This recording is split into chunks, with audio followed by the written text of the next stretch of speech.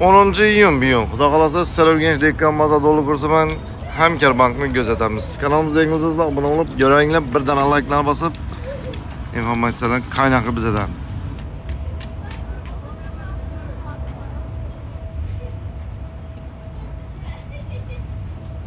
Taraltira Hamkar Bankda. Rubl 149. Xullas bozora boramiz, bozora borincha sizlarga homiylarimiz videosini qo'yib beraman. Mashinalarga balon kerakmi, diska kerakmi, akkumulyator kerakmi, xullas variantlari bor. Shu magazinning videosini qo'yaman, ekrandan telefondan bilan bemalol bog'lanib olasizlar magazinchilarga. O'tgan videomizda kommentariyada yozdingizlar, shu balonlarni ko'rsatinglar dedingizlar. Bugun sizlarga xudo xolasa yana Azamat magazinga keldik. Shu balonlar haqida bo'ladi bugun.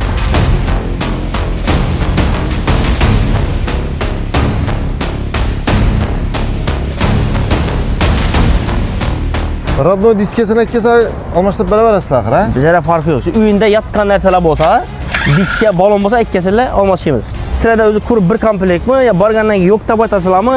Aha. Deb telefon kelib turibdi-da. Ava.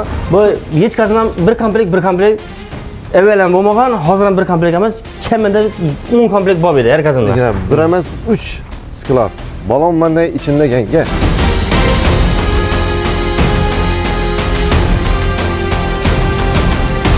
Tiko Damas'tan hisoblaydigan bo'lsak 280 ming so'mdan boshlanadi. Bu balondan bo'ladimi? Zavodskoy defekt brak chiqadigan bo'lsa, o'zi 20 ming kilometr garantiya berib o'tiribdi.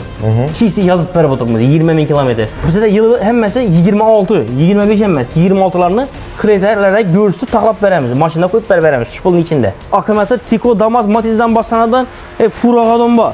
Bir oydan beraman desalar, hech qanday kredit etmaymiz. O'zini puli. 100 so'm minmaydi.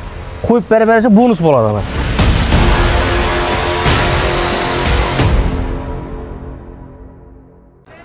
Bozorda dollar ham, rubl ham ko'tarildi. Dollar 1.200 dan 1.203 dan o'tibdi bozorda. Rubl 160 dan 163 ming so'mdan 1000 rublimiz.